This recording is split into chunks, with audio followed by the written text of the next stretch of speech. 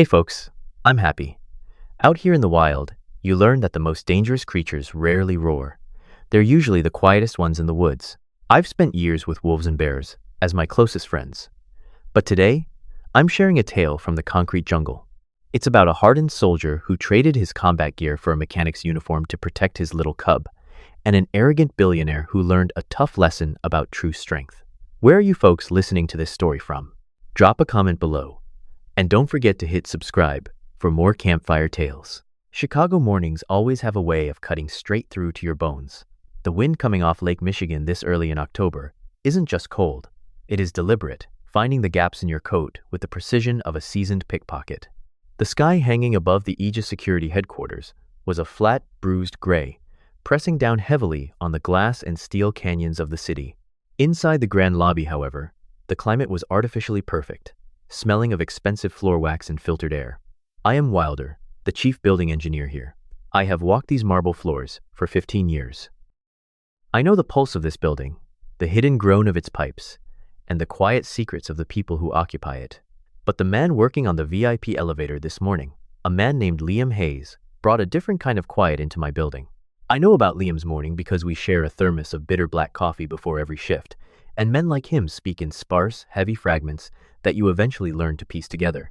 Before the city had even fully shaken off the dark, Liam was in his cramped, dimly lit apartment, navigating the morning routine with the exact, practiced economy of movement he applied to every physical task. He was making breakfast for his daughter, Lily.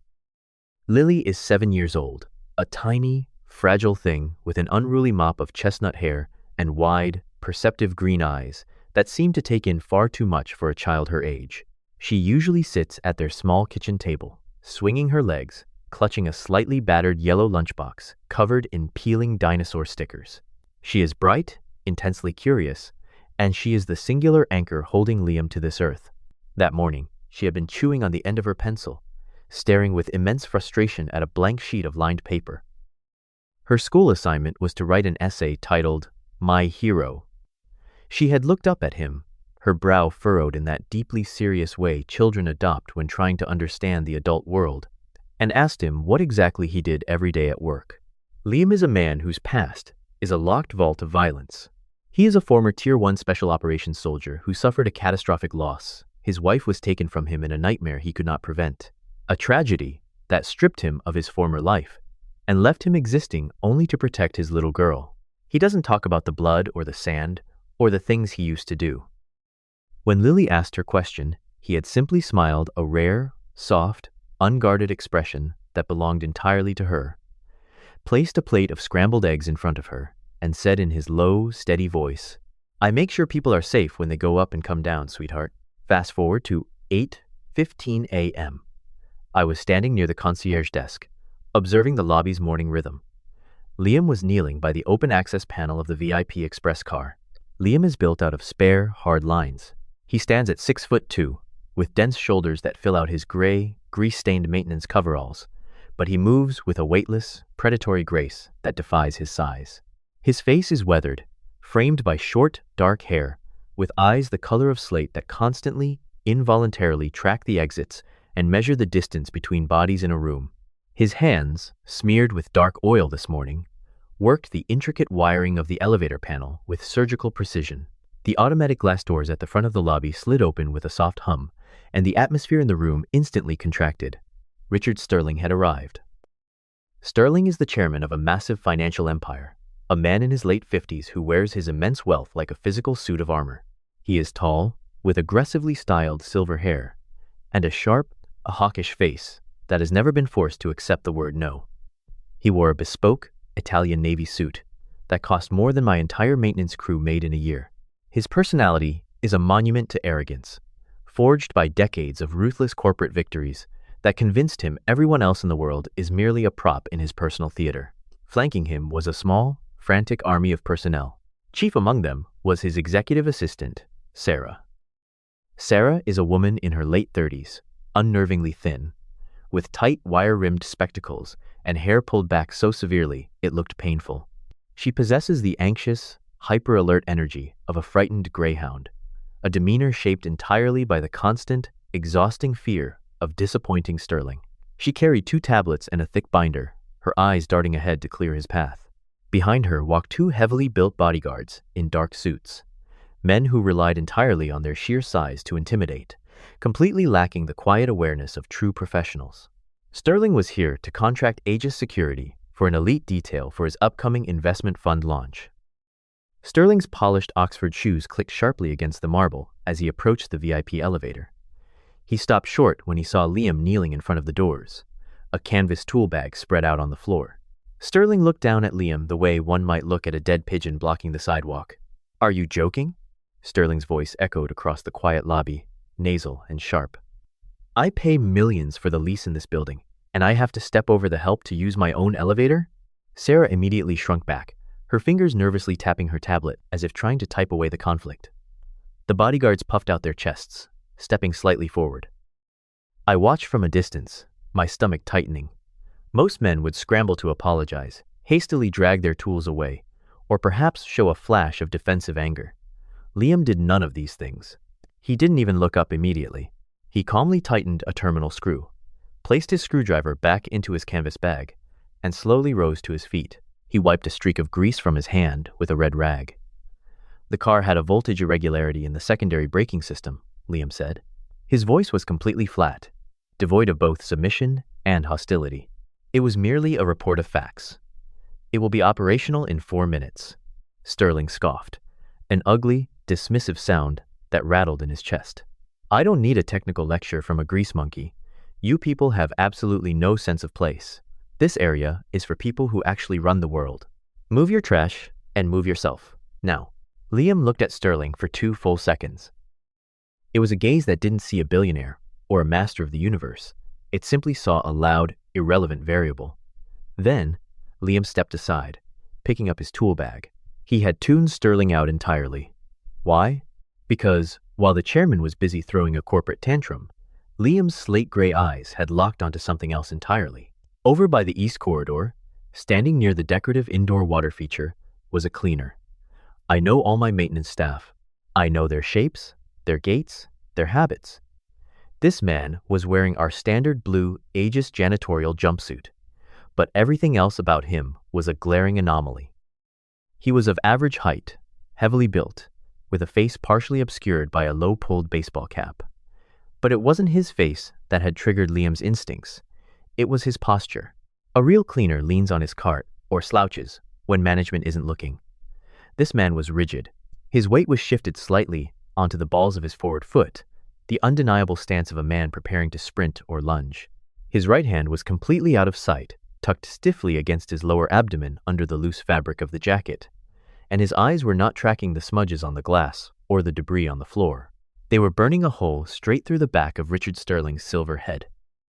To a normal person, it was just a lazy janitor taking a break. To Liam, whose tactical instincts had been forged in the most unforgiving theaters of war, it was a blaring siren. The angle of the man's shoulders, the controlled, rhythmic breathing, the calculated distance between him and the VIP group. It wasn't a worker. It was a predator waiting for the optimal strike zone. Liam did not shout. He did not point or reach for a radio. He simply lowered his canvas tool bag back to the marble floor with a soft, deliberate thud, his body imperceptibly shifting its center of gravity.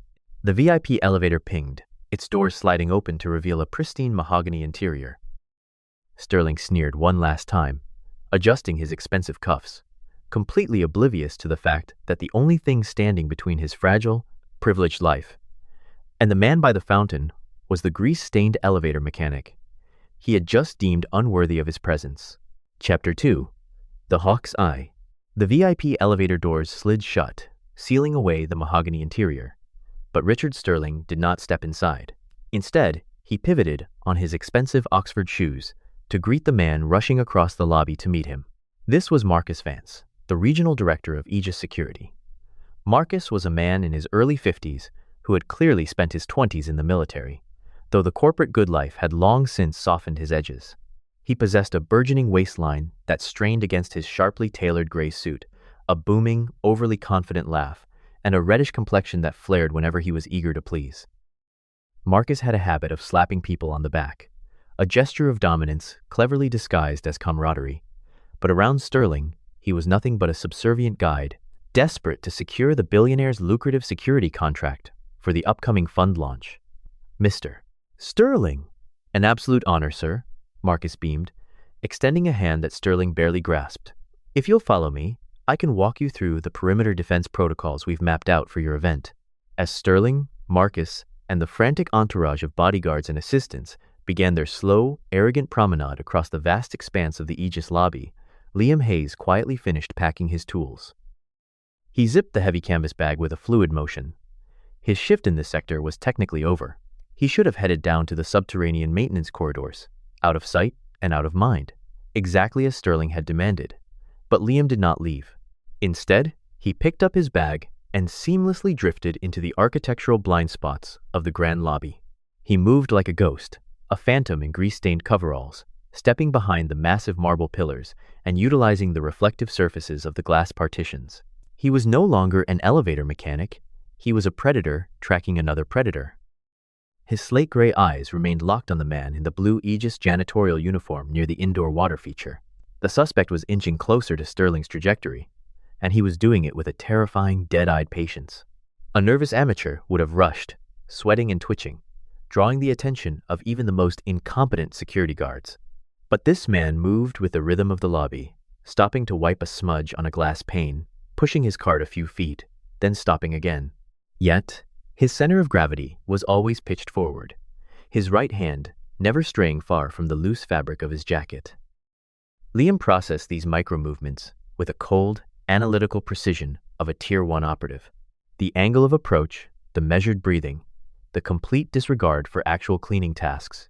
It was an assassination, meticulously planned and currently in motion. Suddenly, a sharp vibration against Liam's ribs momentarily broke his intense concentration. Still shielded by the shadow of a thick marble column, Liam kept his eyes trained on the suspect's reflection in a polished brass plaque, while his left hand slipped into his pocket to retrieve his phone. The screen lit up with a message from Miss Henderson. Miss Henderson was Lily's second-grade teacher, a bright-eyed, 25-year-old woman with an eternal smile, a fondness for brightly colored floral dresses, and an exhausting amount of cheerful energy. She was genuinely kind, the sort of naive, sheltered soul who believed every child was a prodigy and that the world was fundamentally safe. The text message read, "Hi, Mr. Hayes. Just a friendly reminder about the parent career presentation tomorrow at 2 p.m. Lily is so excited to have you speak to the class." In the midst of the suffocating, life-or-death tension of the lobby, Liam's heart experienced a sudden, heavy drop. The cold, tactical calculus in his brain was instantly violently interrupted by a profound wave of paternal anxiety. Tomorrow, the career presentation. His mind flashed to the prestigious, upscale elementary school he worked so desperately hard to afford for Lily. He pictured the other fathers who would be standing at the front of that brightly lit classroom. They would be men in bespoke suits, just like Richard Sterling. They would be hotshot lawyers, tech company executives, and pediatric surgeons. Men with soft, clean hands, impressive degrees, and titles that commanded instant respect. And then there was him, Liam Hayes, a man whose true profession, inflicting and preventing catastrophic violence in the darkest corners of the globe, was a sealed ghost file. A man who had traded his rifle for a wrench because the blood on his hands had already cost him his wife. To the rest of the world, and to Lily's classmates, he was just a mechanic. He pictured himself standing in front of those wealthy kids in his worn-out boots and faded flannel shirts. Would Lily feel that sting of childhood inferiority? Would she look at her best friend's father, the corporate lawyer, and then look at her own father and feel embarrassed? He was a man who could dismantle a bomb or snap a man's neck in 3 seconds. Yet the thought of his little girl feeling ashamed of him terrified him more than any bullet ever could. The vibration of the phone screen faded to black, mirroring the brief sinking feeling in his chest. Liam took a slow, silent breath. The self-doubt was agonizing, but it was a luxury he could not afford right now. He forced the image of the classroom out of his mind and snapped back to the reality of the marble floor. The hawk's eye returned, sharper than before. The janitor had abandoned his cleaning cart. The distance between the assassin and Sterling's entourage had shrunk to 30 feet. 25 feet. Marcus Vance was currently pointing at a high-mounted security camera, laughing loudly at a joke he had just made, completely and utterly blind to the specter of death slipping through his perimeter. Sterling's two massive bodyguards were looking straight ahead, puffed up with useless intimidation, their situational awareness practically zero. The assassin's right shoulder dipped a fraction of an inch. The hand hidden beneath the jacket began to tense. He was moving into the strike zone. Liam gently set his heavy tool bag down on the floor behind a decorative fern. He didn't make a single sound. He calculated the intercept vectors, the speed of the suspect, and the distance to the target. His facial expression completely smoothed out, all traces of the anxious father vanishing, replaced entirely by the lethal, singular focus of an elite operator preparing to cross the point of no return. Chapter 3. 3 lightning seconds. Richard Sterling had just turned his back to the expansive lobby, his sharp, hawkish profile angled toward Marcus Vance as he began to dictate a list of unreasonable demands for his upcoming event. He was completely detached from his surroundings, insulated by the false security of his immense wealth. 20 feet behind him, the assassin made his final move. The man in the janitorial uniform was Victor Thorne. Once a proud, fiercely intelligent competitor in the financial sector, Victor had been ruthlessly dismantled and bankrupted by Sterling's aggressive corporate raiding tactics. Now, stripped of his company, his family, and his sanity, Victor was reduced to a hollow, desperate shell. His face was gaunt, his skin possessing a sickly, translucent pallor, and his eyes were wide with a manic, unblinking resolve. Victor reached his empty hand into a nearby decorative trash receptacle. He did not pull out a rag. Instead, his fingers curled around the grip of a matte black ceramic knife he had discreetly stashed there earlier, a weapon entirely invisible to the building's state-of-the-art metal detectors. With a guttural, breathless snarl that barely escaped his throat, Victor lunged. Driven by the raw, intoxicating adrenaline of pure vengeance, he closed the distance with terrifying speed, the ceramic blade raised in a lethal, downward arc aimed directly at the back of Sterling's neck. In the shadows of the marble pillar, Liam Hayes exploded into motion.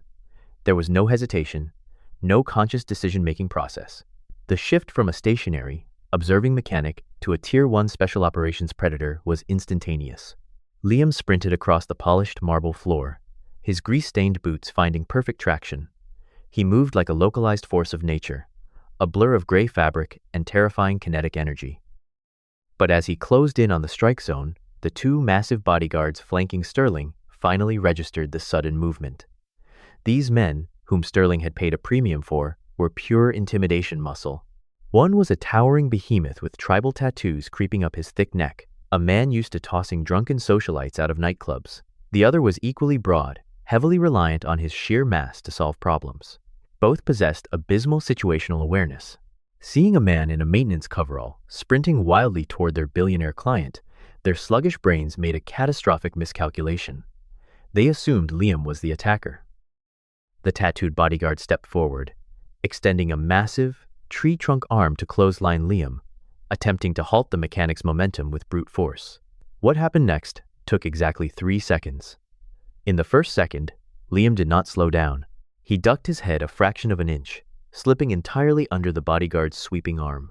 Without breaking stride, Liam's right hand shot up, his palms striking the giant's triceps tendon with pinpoint accuracy, while his left hand clamped onto the man's wrist. Using the bodyguard's own forward momentum against him, Liam violently twisted the arm, hyperextending the elbow and snapping the shoulder joint out of its socket with a sickening, audible pop. The giant crumbled like a felled oak tree, screaming as he crashed onto the marble. In the second, the second bodyguard lunged, attempting to tackle Liam around the waist. Liam pivoted on his heel, transforming his forward sprint into a devastating rotational force. He caught the incoming bodyguard by the lapel of his tailored suit and the heavy fabric of his belt. With a flawless, fluid hip toss that defied the sheer weight difference between them, Liam launched the 300-pound man through the air. The bodyguard slammed violently into the base of a decorative stone pillar, all the air rushing from his lungs in a wet gasp as his eyes rolled back into his head. In the third second, the path was clear, but Victor was already upon Sterling.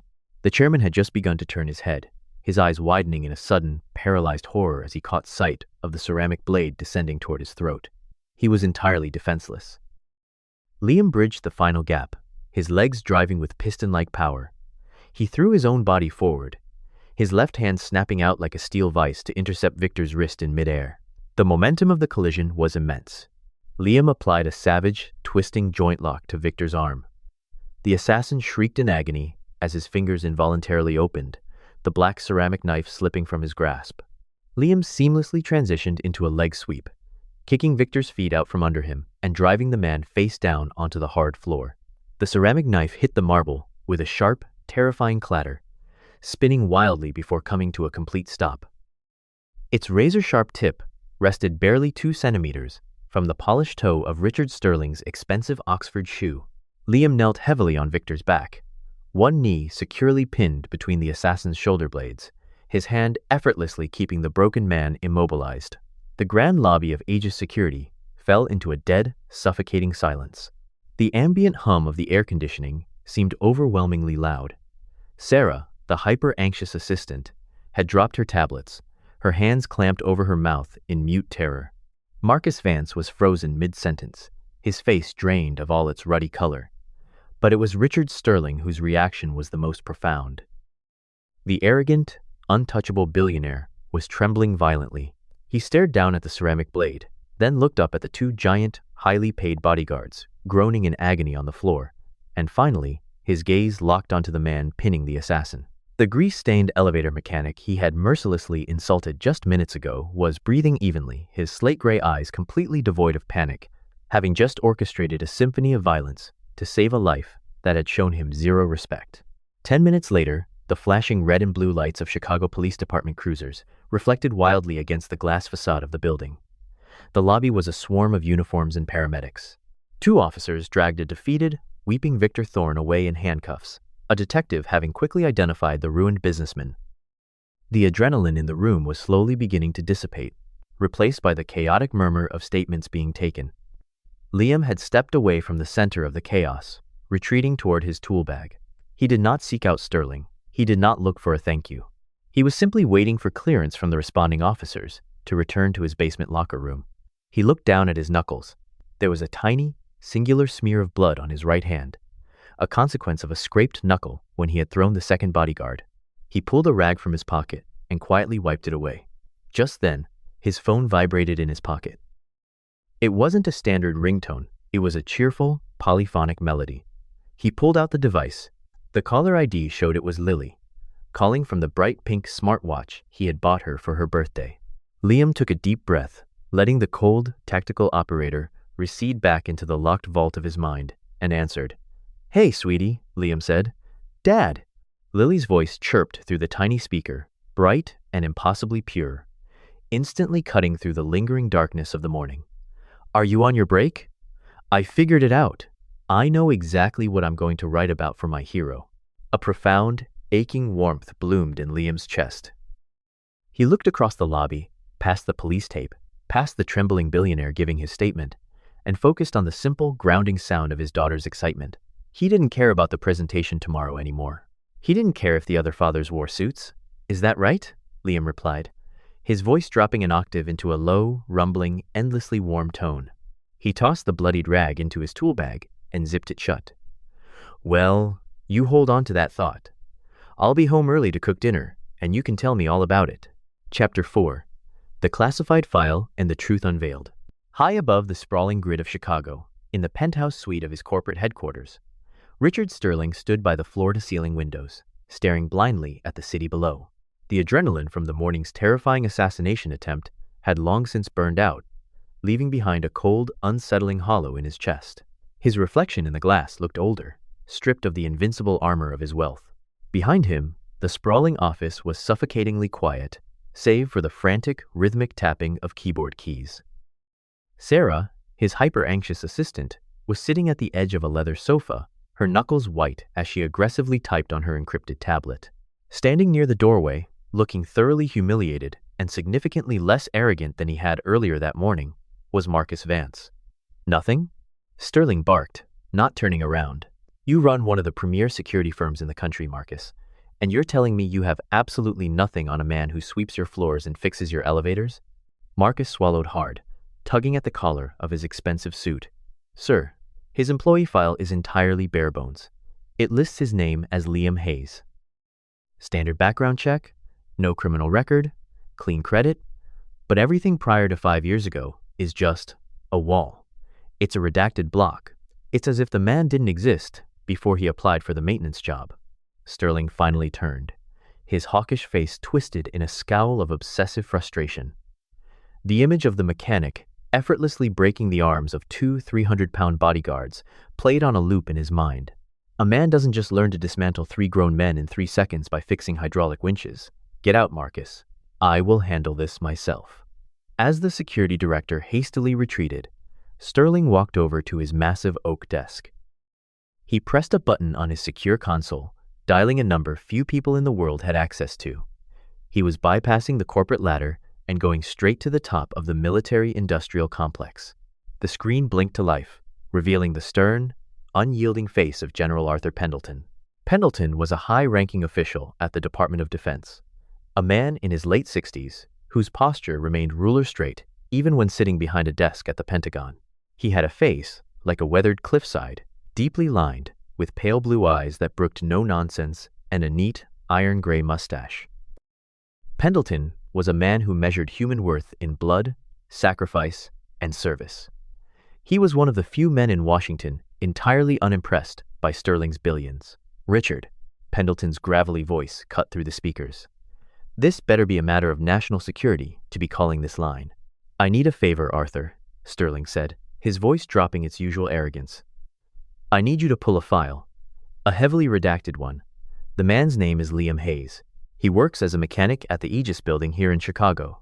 Pendleton's pale eyes narrowed slightly. The rhythmic tapping of a keyboard echoed over the secure line for a long, agonizing minute. When the general finally looked back at the camera, his expression was grim, carrying a weight that made Sterling's blood run cold. You're looking into a ghost, Richard, and I suggest you leave this ghost alone. He saved my life this morning, Arthur. I need to know who just pulled a knife away from my throat. Pendleton sighed, a heavy, tired sound. I am sending a partially unsealed file to your assistant's terminal now. Read it, Richard, and then delete it. The screen went black. Sarah gasped softly as the document materialized on her tablet. She stood up, her hands trembling slightly, and handed the device to Sterling. He took it, his eyes scanning the glowing text. What he read systematically dismantled every preconceived notion he had ever held. Liam Hayes was not a mechanic. He was a former captain in a Tier 1 special mission unit, the absolute pinnacle of military counterterrorism. His service record was a blinding array of commendations and Black Ops deployments. But it was the final incident report, dated 5 years ago, that made Sterling's breath hitch in his throat. Following a highly successful raid that dismantled a major international arms syndicate, surviving members of the cartel had sought brutal retaliation. They had bypassed military security and attacked Liam's home while he was deployed, taking his wife and infant daughter hostage. The report detailed how Captain Hayes had gone completely off the grid, tracking the syndicate to a heavily fortified compound. He had breached the perimeter alone. He had neutralized 14 armed hostiles in absolute darkness. But he had been exactly 10 seconds too late. He had fought his way to the holding room only to watch his wife bleed out on the floor.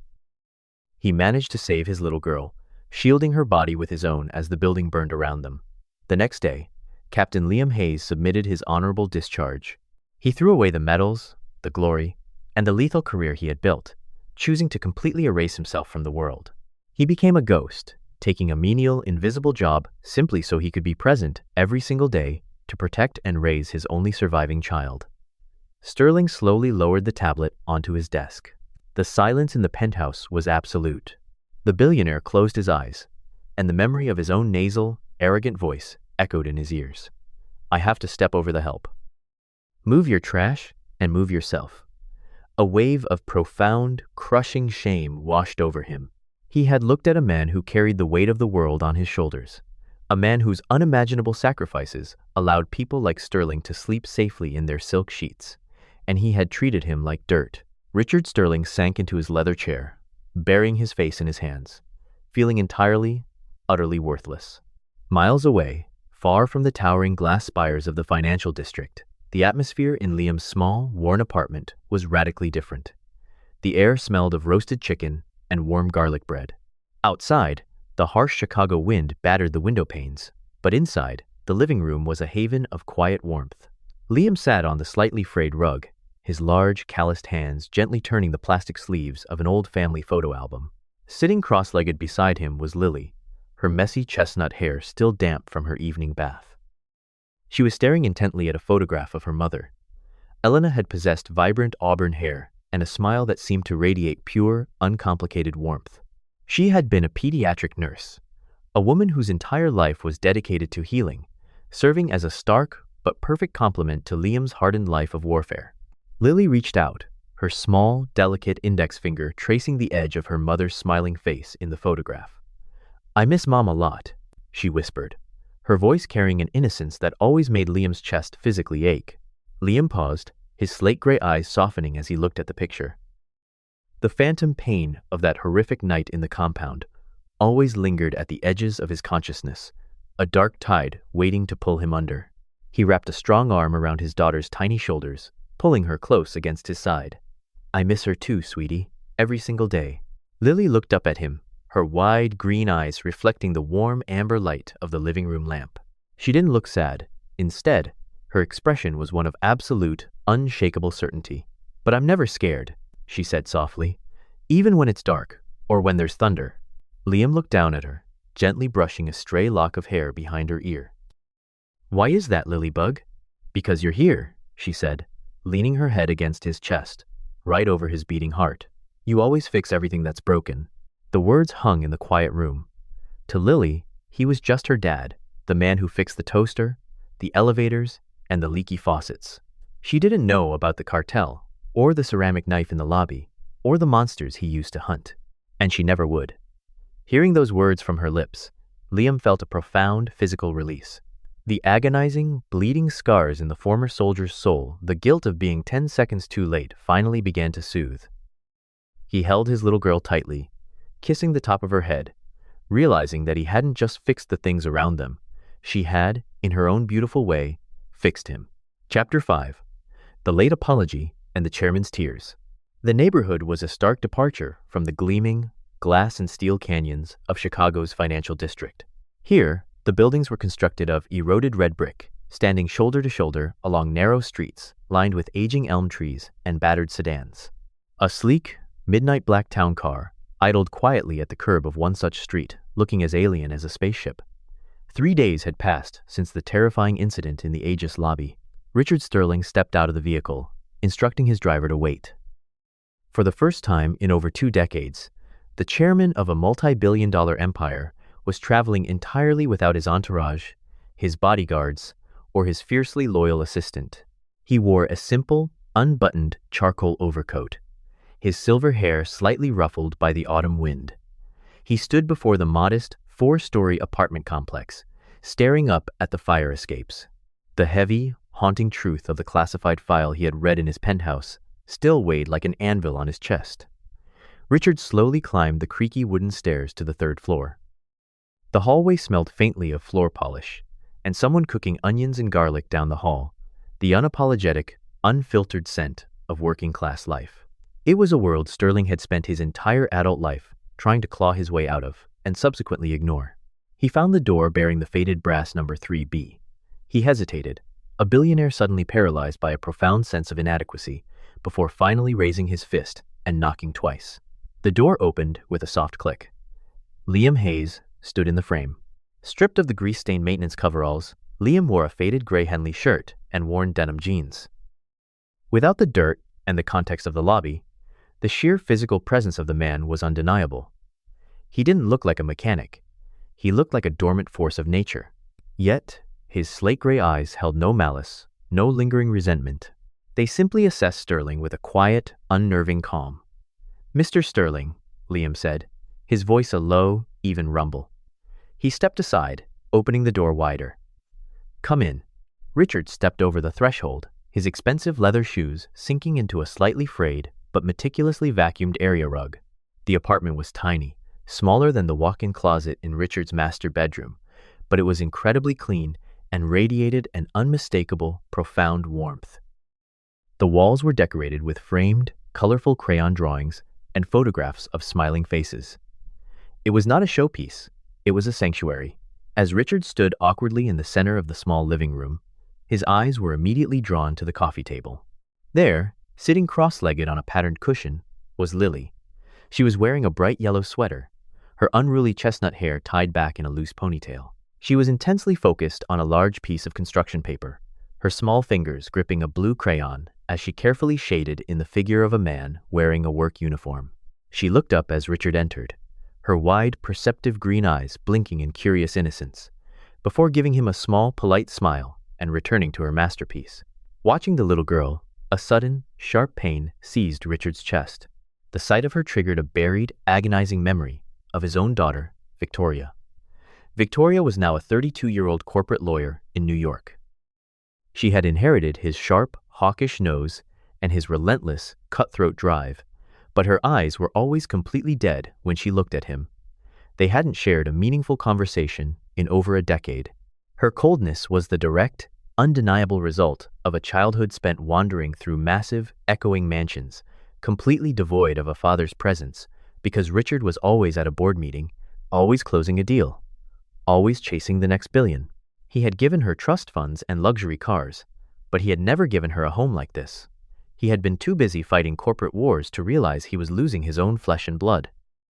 The warm, unspoken bond that clearly vibrated in the air between Liam and his daughter shattered Richard's carefully constructed worldview. Liam walked over to the coffee table and gently rested his large, calloused hand on the top of Lily's head. She leaned into his touch instinctively, not even looking up from her drawing. It was a gesture of absolute trust. "Would you like a cup of coffee?" Liam asked, turning back to the billionaire. "No," Richard managed to say, his voice cracking slightly. He took off his overcoat, suddenly feeling entirely exposed. The legendary arrogance that defined his public persona had completely evaporated. He looked at the former Tier 1 operator, the man who had lost everything but still managed to retain his soul. Richard took a step forward and, with a slow, deliberate motion, bowed his head. It was not a polite nod. It was a deep, genuine bow of utter submission and regret. "I came here to apologize, Mr. Hayes," Richard began, his voice trembling with an unfamiliar vulnerability. "I was blind, cruel, and unforgivably arrogant. I insulted you. I treated you as if you were beneath me. And in return, you saved my life. I have read a portion of your file. I know who you are, and more importantly, I know what you have sacrificed for this country and for your daughter. My behavior was a disgrace." Liam remained silent, letting the billionaire empty his heavy conscience. Richard reached into the inner breast pocket of his suit coat and pulled out a crisp, rectangular slip of paper. He stepped forward and placed it gently on the edge of the small wooden kitchen counter. It was a blank check, signed with his sweeping signature. "I know there is no amount of money that can erase the disrespect I showed you," Richard said, his eyes pleading. "But I owe you my life. Name your price, Mr. Hayes. Pay off a mortgage, secure Lily's college fund, whatever you desire. Please, let me repay this debt." Liam looked down at the slip of paper. To a normal man, it was a golden ticket, an instant escape from the grueling labor and the cramped apartment. But Liam's expression didn't change. He didn't see salvation in the paper. He just saw paper. He reached out and gently pushed the check back across the counter toward Richard. "I don't want your money, Mr. Sterling," Liam said softly, yet the words carried the unstoppable weight of a freight train. Richard looked stunned. "But you saved my life. You risked your own to step in front of a blade meant for me. Why, if not for a reward?" Liam looked straight into the older man's eyes. The stoic mask of the mechanic slipped just a fraction, revealing the immense, ocean-deep sorrow of the former soldier who had arrived 10 seconds too late. "I didn't save you for money, or because I wanted your gratitude," Liam said, his voice dropping to a quiet, devastating whisper. "I saved you because I know exactly what it feels like to have the person you love most in the world violently ripped away from you. The world stops making sense. It leaves a hole that nothing can ever fill. I saw that man about to take your life, and I didn't want your family to experience that kind of suffocating pain like I did." The words struck Richard Sterling with physical force. He stood frozen in the center of the tiny, cinnamon-scented apartment. For 40 years, he had operated on the ruthless principle that every man had a price, that every action was a transaction, and that money was the ultimate shield against the world's miseries. But looking at Liam, a man who had endured hell, who possessed nothing of material wealth, yet was infinitely richer in honor and love, Richard finally saw the grotesque emptiness of his own existence. The ruthless titan of industry, a man who had mercilessly bankrupted rivals without blinking, felt his throat close up. A single, hot tear broke free, tracking slowly down his weathered cheek, followed quickly by another. Richard Sterling stood in the cramped living room and wept, mourning the years he had wasted chasing the wrong kind of wealth, finally understanding what the most valuable asset in a human life truly was. Chapter 6. True Value. The grand ballroom of the Palmer House Hilton was a cathedral of modern capitalism, illuminated by cascading crystal chandeliers and filled with the scent of expensive champagne and designer perfumes. The launch event for Aegis Securities' new elite defense fund had drawn the absolute apex of Chicago's financial and political sectors. Sitting in the front row, exuding an aura of absolute authority, was Evelyn Cross. Evelyn was a senior board member of Sterling's empire, a woman of 62 with a posture so rigid it seemed carved directly from marble. She wore an immaculate razor-sharp ivory pantsuit, her silver hair styled in a severe, unforgiving bob. Having been widowed early in life, Evelyn had married her career, morphing into a cynical, ruthless strategist who viewed human emotions as corporate liabilities and people as mere cells on a spreadsheet. She sat with her hands politely folded, expecting Richard Sterling to deliver his standard, bloodless manifesto on aggressive quarterly margins and market dominance. When Richard Sterling finally approached the mahogany podium, the cavernous room fell into a reverent, breathless silence. The teleprompter screens flanking the stage scrolled with the fiercely competitive rhetoric Sarah had painstakingly drafted. Sterling gripped the edges of the podium, his hawkish eyes scanning the sea of bespoke suits and glittering jewelry. Then, in a move that caused Sarah to practically stop breathing in the wings, he reached out and firmly clicked off the teleprompter screens. "Ladies and gentlemen," Richard began, his voice devoid of its usual arrogant sting, replaced instead by a resonant, gravelly humility that echoed through the ballroom. "I stood before many of you last year and declared that the true measure of a man's success was the empire he builds. I was wrong." A ripple of shocked murmurs washed over the crowd. Evelyn Cross narrowed her piercing eyes, her perfectly manicured fingers tightening. "A few days ago, my life was saved by a man who possesses no corporate empire, no stock portfolio, and no public recognition. He was wearing a grease-stained maintenance uniform, a uniform I foolishly, arrogantly judged him for." Richard paused, his eyes glistening under the stage lights, completely unafraid of his own vulnerability. "He taught me that you must never, ever evaluate a person's worth by the clothes they wear or the title on their door. He showed me that true strength is quiet. And he made me realize that a man's greatest, most profound success is not his wealth, but his ability to maintain peace, safety, and love for his family." Richard looked directly into the camera, broadcasting the event live across the city. "Tonight, I dedicate this launch to the quiet heroes among us, the ones who fix the foundations we so blindly stand upon, miles away from the glittering chandeliers of the Palmer House. In the stifling, subterranean boiler room of a commercial high-rise, Liam Hayes wiped a thick layer of industrial sweat and grease from his forehead with the back of his forearm. The air down here was heavy, vibrating with the relentless, deafening hum of massive HVAC turbines. Resting precariously on a metal crossbeam next to a massive red wrench was Liam's battered smartphone. The screen was cracked, but the speakerphone was dialed to maximum volume, broadcasting Richard Sterling's live speech over the roar of the machinery. Liam stood completely still in his blue work coveralls, listening to the billionaire's breaking voice. A profound, quiet peace settled over the former Tier 1 operator's scarred soul. He didn't need the media to hunt him down. He didn't need a medal, a parade, or the hollow validation of high society. Hearing Sterling's words, Liam knew that the arrogant chairman had actually changed, and perhaps, somewhere in New York, a daughter was going to get a long overdue, heartfelt phone call from her father tonight. That was enough. That was the only victory that mattered. Liam smiled a gentle, relieved expression that smoothed the hard lines of his weathered face. He reached out, clicked the phone's screen dark, slipped it into his pocket, and went right back to calibrating the pressure valve. By 2 o'clock that afternoon, the harsh noise of the boiler room was replaced by the chaotic, joyful chatter of Miss Henderson's second-grade classroom at Lincoln Elementary. Liam had scrubbed the grease from his hands until his knuckles were raw, changing into a clean, faded flannel shirt and his best pair of dark jeans. He stood at the back of the brightly decorated room, leaning against a wall adorned with construction paper alphabets. Next to him stood David Harrison, another parent. David was a high-powered corporate litigator in his early 40s, a man with slicked-back dark hair, a bespoke pinstripe suit, and a Bluetooth earpiece permanently wedged into his ear. David exuded a restless, impatient energy, aggressively checking his heavy platinum Rolex every 2 minutes, clearly calculating the billable hours he was losing by attending a grade school presentation. Liam simply ignored him, his slate gray eyes entirely focused on the front of the room. It was Lily's turn. The little girl walked up to the front of the class, her chestnut hair bouncing, clutching a piece of lined notebook paper in her small hands. She looked nervous for a fleeting second, her eyes scanning the sea of parents and children, until she found Liam standing in the back. Seeing his encouraging, warm smile, her posture instantly straightened. "My essay is called My Hero," Lily began, her voice ringing out clear and pure in the quiet classroom. She didn't look at her paper. She spoke directly from her heart.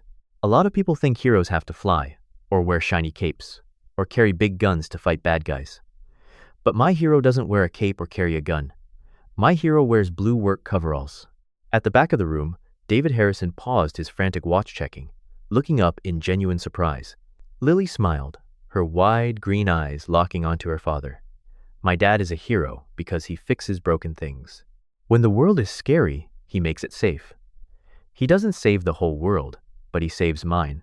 He is my hero because no matter how tired he is, he always comes home to me, protecting me from all the darkness."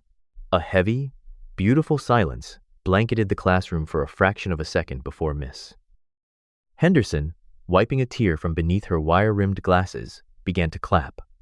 The entire classroom erupted into rapturous applause.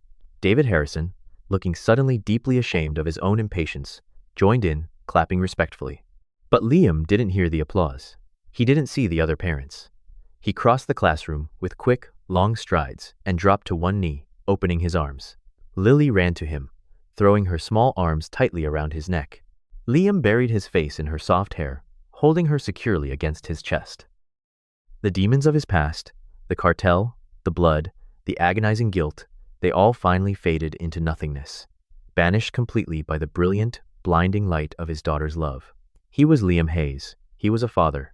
And in the warmth of that embrace, he knew he was exactly where he was always meant to be. The lesson of this story gently reminds us that true strength does not need to shout. In our everyday lives, we often get distracted by the pursuit of wealth and titles.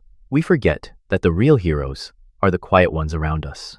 They are the everyday parents working long hours in simple uniforms who sacrifice their own comfort to make sure their children are safe and loved.